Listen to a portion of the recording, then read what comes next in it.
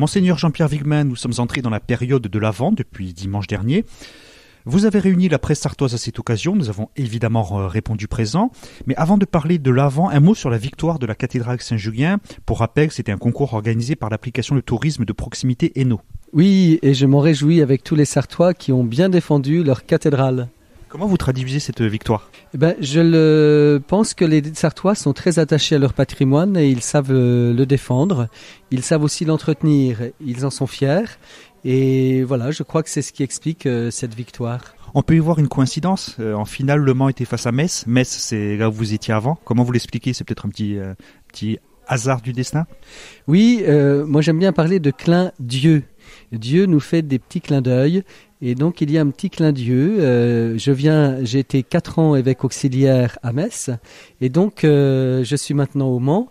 Alors j'aime beaucoup la cathédrale de Metz, qui est très belle, mais j'aime beaucoup aussi la cathédrale du Mans. Et maintenant que je suis sartois, je dis que c'est la plus belle cathédrale de France. Est-ce que vous avez vous-même voté ?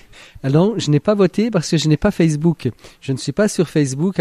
Mais par contre, j'ai invité bien des amis à voter et à s'exprimer. Ce jeu nous a permis de redécouvrir la cathédrale du Mans. Ainsi, j'ai découvert qu'elle était plus longue et plus large que Notre-Dame de Paris. Oui, elle est très grande. En même temps, quand on entre dans cette cathédrale, on n'est pas écrasé par ces grandes dimensions, parce que il y a cette nef romane qui est magnifique, et puis le chœur gothique qui peu à peu nous élève.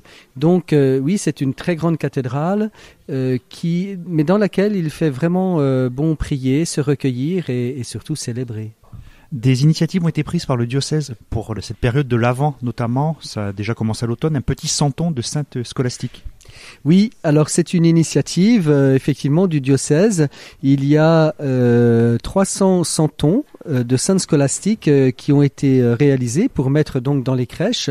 Alors beaucoup ont été vendus, il en reste encore quelques-uns, et c'est aussi en souvenir de sainte Scolastique, qui est la patronne du Mans.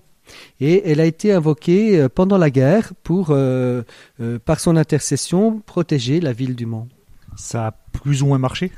Eh bien oui, parce que la ville du Mans a été quand même plutôt épargnée. Et c'est la sainte, pour nos auditeurs, qu'on peut voir à la Visitation sur la place de la République, une petite statue de sainte Scolastique. Oui, c'est exact. Moi, souvent, quand je passe sur la place de la République, je m'arrête, je regarde cette statue et je dis une prière. Elle est effectivement sur la façade de l'église de la Visitation, cette belle église qui a été restaurée il n'y a pas longtemps. C'est un projet en synergie parce qu'ils ont été faits dans un couvent dans le sud-ouest. Oui, et justement par des bénédictines. Et donc ce sont les bénédictines qui ont déjà fait le moule et puis qui ont décoré à la main ce petit santon. Et il est vraiment remarquable. Et sainte Scolastique porte une colombe blanche, bien sûr, dans une de ses mains, et qui nous rappelle que avant, lorsqu'elle est morte, sainte Scolastique, son frère Saint Benoît, a eu cette vision d'une colombe. Donc c'est un petit rappel de cet épisode, parce que sainte Scolastique est la sœur de Saint Benoît. Toutes ces initiatives, c'est parce qu'on entre dans la période de Noël, la période de l'Avent, c'est important forcément pour l'Église, il faut peut-être le rappeler.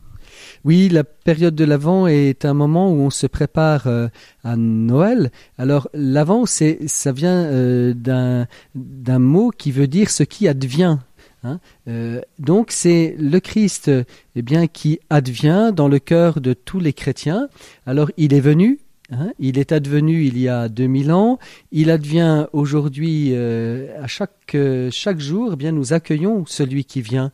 C'est tout le sens de finalement la spiritualité chrétienne, c'est d'accueillir celui qui vient à notre rencontre, d'accueillir Dieu qui se fait proche de chacun de nous.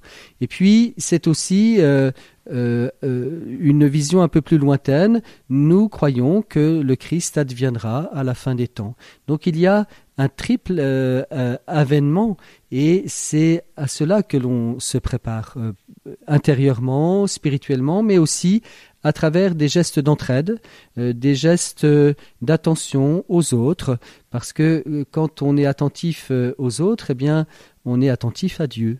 Monseigneur, le 25 décembre, jour de la Nativité, vous avez célébré une messe à la maison d'arrêt des Croisettes à Coulennes. Oui, voilà, le 25 décembre, à 9h30 à la maison d'arrêt, il y aura une messe avec des détenus et c'est traditionnel. Dans beaucoup de diocèses de France, l'évêque, soit la veille de Noël, soit le jour, se rend auprès de ceux qui sont plutôt seuls ce jour-là. Et donc, là aussi, le Christ est présent. Le Christ se rend présent auprès de ceux qui sont isolés et de ceux qui sont aussi, comme chacun de nous, en marche vers la conversion. Est-ce que c'est un moment fort en tant qu'évêque? C'est un moment très important, c'est souvent très émouvant et les détenus sont souvent très sensibles lorsque l'on vient les visiter. J'y étais récemment, je suis allé au SAS, au service d'aide à la sortie. C'est une structure qui peut accueillir 80 personnes, ce sont des détenus en fin de peine et j'ai pu aussi les rencontrer. C'est important de connaître finalement ces lieux, d'être en communion. Nous sommes en communion de prière aussi avec les détenus. Nous prions pour eux, pour leur famille. Nous savons aussi qu'ils ils sont aidés pour cela par les membres de l'aumônerie. Ils sont aussi en chemin. Comme chacun de nous, ils sont en chemin vers la conversion. Comment ils vous ont accueilli? Comment ils accueillent un évêque, les prisonniers? Ça leur fait quelque chose? Ils peuvent être impressionnés peut-être? Ah non, moi j'ai déjà vu ça à Metz. Ils ne sont pas impressionnés au sens où ils seraient silencieux ou amusés. Non, ils prennent vraiment cette visite au sérieux. Quand j'étais évêque à Metz, je suis allé plusieurs fois rencontrer les détenus. Ils sont souvent, je dirais, très attentifs à ce qu'on peut leur dire, mais surtout à la qualité de notre écoute, parce qu'ils ont des choses à nous dire, à nous partager. On sent qu'ils vivent des choses fortes là. C'est en fait le temps passé là. Dans une maison d'arrêt, c'est un temps où on revient sur son passé. On revient aussi sur ce que l'on a pu faire. On revient en soi-même et c'est un temps aussi de discernement. Et donc, les personnes qui sont à l'aumônerie et qui les accompagnent, alors là, toutes les semaines, au nom de l'Église, disent combien la relation est forte parce que c'est une relation qui est faite d'écoute, de respect, de conseil, d'attention. Donc, on sent que notre venue, elle est vraiment vécue comme un temps de rencontre et qui a une forte densité. Vous avez fait cette année, cet automne, le tour des 9 secteurs missionnaires afin de les visiter, donc suite à votre arrivée dans notre diocèse. Qu'est-ce que vous en retenez, les premières impressions? Je retiens déjà qu'il y a des réalités très diverses. Et ça, c'est une chose tout de suite qui apparaît. Et j'ai pu aussi me rendre compte de la vitalité des communautés chrétiennes, de toutes celles aussi, rencontrer aussi toutes celles et ceux qui font vivre les communautés chrétiennes, bien sûr les prêtres, les diacres et tous les laïcs qui sont engagés dans l'Église. On sent que les laïcs ont vraiment conscience qu'ils sont aussi responsables de la vie de l'Église. Et moi, j'invite souvent les chrétiens, les baptisés, à se sentir encore davantage responsables de la vie de l'Église. La vie de l'Église ne repose pas uniquement sur les prêtres. La vie de l'Église, c'est l'affaire de tous. Et on sent en Sarthe un diocèse où, depuis plusieurs décennies, il y a cette conscience vive des chrétiens d'être responsables de leur Église. Alors j'ai pu me rendre compte de certaines réalités économiques, des réalités aussi qui touchent à la vie des communes, à la vie des associations.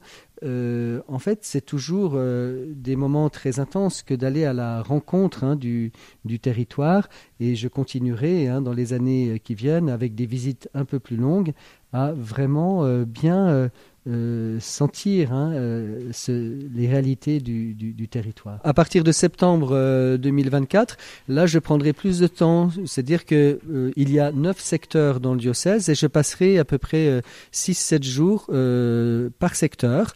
Donc au bout de 3 ans, j'aurais pu faire le tour de tout le diocèse, et là avec des visites beaucoup plus longues, et je pourrais davantage prendre le temps pour me rendre compte aussi de tout ce qui existe dans ce beau département de la Sarthe. Un petit mot pour finir. Bon, là, on a été peut-être un peu long sur ce calendrier de l'Avent. Bon, il n'y a pas de bonbons, c'est un calendrier fait par le diocèse et l'enseignement catholique pour les jeunes, avec des QR codes. Voilà, c'est un calendrier. On connaît le principe. Chaque jour, on ouvre une petite fenêtre et il y a une petite phrase, alors une invitation à faire telle ou telle chose.